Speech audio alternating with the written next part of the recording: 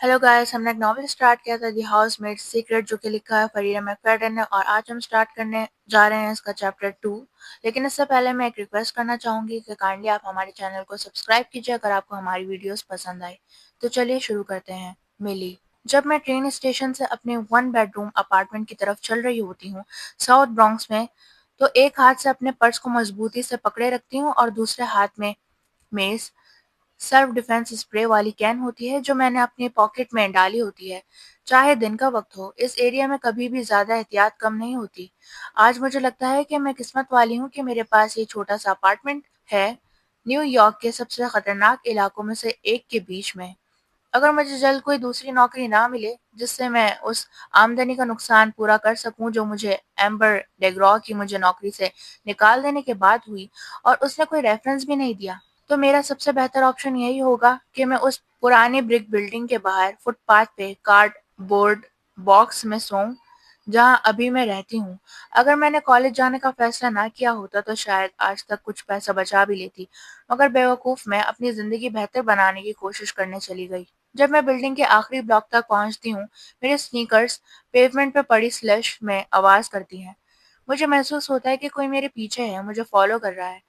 यहाँ मैं हमेशा अलर्ट रहती हूँ, लेकिन कभी-कभी मुझे सच में लगता है कि मेरी तरफ गलत लोगों का ध्यान आ गया है। जैसे कि अभी मेरी गर्दन के पीछे एक चुभन सी महसूस हो रही है और पीछे से कुछ कदमों की आवाज आ रही है। ऐसा लगता है कि जो कोई भी है, वो करीब आ रहा है। लेकिन मैं पीछे मुड़कर नहीं देखती, बस अपनी सेंसिबल ब्लैक कोट को अपने गिर्द मजीद कस के लपेट लेती हूँ और तेज चलती हूँ। एक ब्लैक माजडा के पास से गुजरती हूँ जिसका राइट हेडलाइट टूटा हुआ है। एक लाल फायर हाइड्रेंट के पास से जो पानी लीक कर रहा है, और 5 अनइवन कंक्रीट स्टेप्स चढ़ती हूँ जो मेरी बिल्डिंग के दरवाजे तक जाते हैं। मेरे पास चाबी तैयार होती है। डेग्रॉस के अपर वेस्ट साइड वाले फैंसी अपार्टमेंट बिल्डिंग के बरक्स यहाँ कोई डोरमैन नहीं है, सिर्फ एक इंटरकॉम है और एक चाबी से दरवाजा खुलता है। जब लैंडलेडी मिसेस रैंडॉल ने मुझे ये अपार्टमेंट दिया था, उसने मुझे सख्त हिदायत दी थी कि किसी को भी अपने पीछे अंदर ना आने दूं। ऐसे ही लोग चोरी या रेप का शिकार हो जाते हैं। जब मैं चाबी ताले में डालती हूँ जो हमेशा अटक जाता है, तो वो कदमों की आवाज फिर से तेज हो जाती है।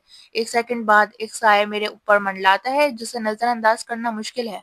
मैं अपनी आंखों को उठाती हूँ और देखती हूँ कि एक बंदा है, लगभग 25 साल का, काला ट्रेंच कोट पहने हुए। उसके काले बाल थोड़े गीले हैं, कुछ कुछ वो मुझे पहचाना हुआ लगता है, खासकर उसके बाएं बाजू के ऊपर का निशान।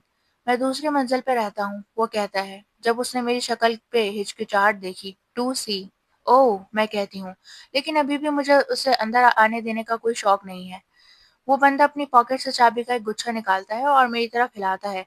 उनमें से एक चाबी मेरी चाबी जैसे निशान वाली होती है। 2C। वो फिर कहता है, बिल्कुल तुम्हारे नीचे।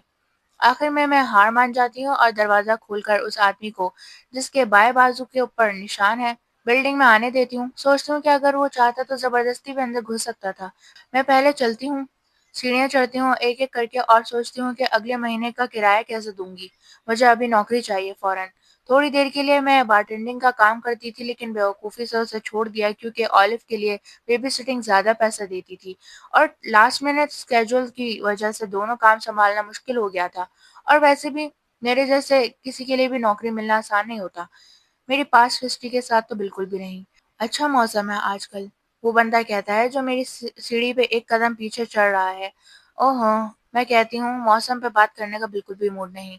सुना है अगले हफ्ते फिर से बर्फ पड़ेगी, वो कहता है। ओह हाँ, 8 इंच तक बर्फ का अंदाजा है, बस स्प्रिंग के आने से पहले आखिरी जोरदार बर्फ। अब तो मैं ज्यादा देर तक दिलचस्पी दिखाने का नाटक भी नहीं कर सकती। जब हम दूसरी मंजिल तक पहुंचते हैं तो वो बंदा मुझे मुस्कुरा कर देखता है। अच्छा दिन गुजरे तुम्हारा, वो कहता है। तुम्हारा भी, मैं हल्की सी आवाज में कहती हूँ। जब वो बंदा हॉलवे में अपने अपार्टमेंट की तरफ जाता है तो मैं उसकी एक बात पर अटक जाती हूँ। जब उसने कहा था 2C राइट बिलो यू, उसे कैसे पता है कि मैं 3C में रहती हूँ। मैं चेहरा बिगाड़ती हूँ और सीढ़ियाँ थोड़ी तेजी से चढ़ने लगती हूँ अपने अपार्टमेंट की तरफ। चाबी फिर से हाथ में तैयार होती है और जैसे ही अंदर जाती हूँ, मैं फौरन दरवाजा जोर से बंद करती हूँ, ताला लगाती हूँ और डेडबोल्ट भी चढ़ा देती हूँ। शायद मैं उसकी बात ज्यादा सोच रही हूँ, लेकिन साउथ ब्रॉन्क्स में रहकर ज्यादा एहतियात कभी ज्यादा नहीं होती। मेरा पेट भूख से गुर्रा रहा है, लेकिन खाने से ज्यादा मुझे अभी गर्म शावर की जरूरत महसूस हो रही है।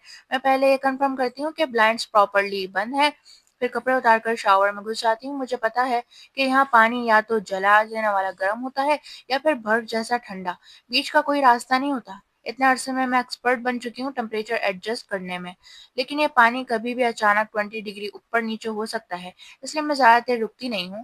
مجھے صرف اپنے جسم سے شہر کی گندگی دھونی ہے۔ پورا دن باہر گھومنے کے بعد میرے جسم پہ ہمیشہ ایک سیاہ دھول کی لیئر ہوتی ہے۔ سوچ کے ہی گھبراہٹ ہوتی ہے کہ میرے لنگس کس حال میں ہوں گے۔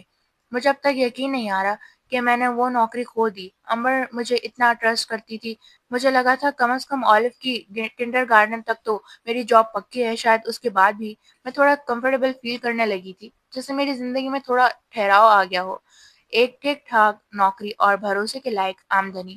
اب مجھے کچھ اور ڈھونڈنا پڑے گا، شاید ایک نہیں کئی کام، اور میرے لیے یہ سب آسان نہیں ہے جیسا عام لوگوں کے لیے ہوتا ہے۔ میں مشہور چائلڈ کیئر ایپس پر اپنا پروفائل بھی نہیں بنا سکتی کیونکہ ان سب پہ بیک گراؤنڈ چیک ضروری ہوتا ہے، اور جیسے ہی وہ ہوتا ہے میری ساری جاب کی امیدیں ختم ہو جاتی ہیں۔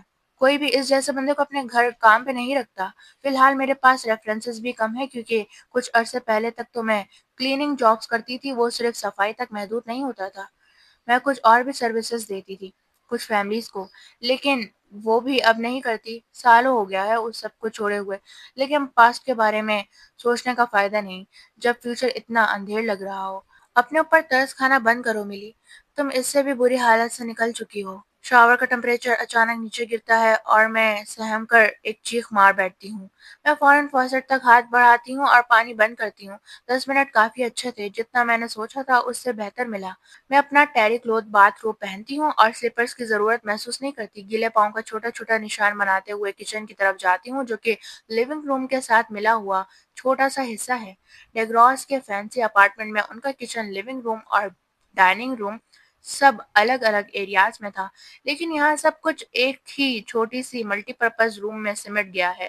جو آئرنی یہ ہے کہ ان کی کسی بھی ایک روم سے چھوٹا ہے۔ ان کا باتھ روم بھی میرے پورے گھر سے بڑا تھا۔ میں چولہے پہ ایک پتیلی میں پانی گرم ہونے کے لیے رکھ دیتی ہوں۔ ابھی مجھے نہیں پتا کہ ڈنر میں کیا بناؤں گی، لیکن یہ تو طے ہے کہ کچھ نہ کچھ نوڈلز پانی میں ابالے جائیں گے، چاہے وہ ریمن ہو، اسپیگیٹی ہو یا اسپائرل نوڈلز۔